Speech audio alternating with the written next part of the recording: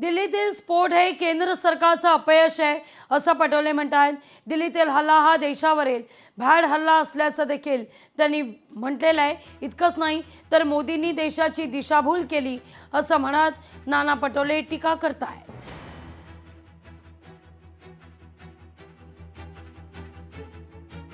पुलवामातली घटना झाली, पहलगामची घटना झाली, त्याच्यात आम्ही पूर्ण सरकारच्या सोबत होतो।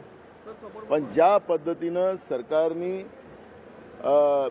पहलगामच्या घटनेमध्ये राजकारण केलं, ज्या पद्धतीनं ऑपरेशन सिंदूरच्या नावाने देशाच्या लोकांना पाकिस्तानशी आता पाकिस्तान आपल्याकडे डोळे उचलून बघणार नाही अशा पद्धतीचं जे भूमिका मांडलेली होती ते कुठं गेली। आणि म्हणून हे देशाच्या सुरक्षेचा प्रश्न आहे।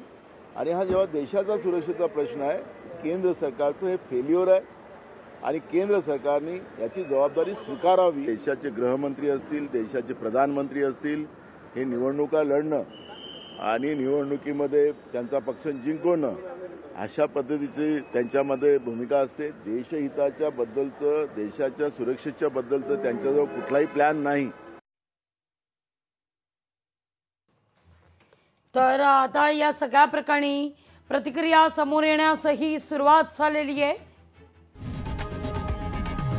लोकशाही मराठी ऐका, पहा, जागरूक रहा।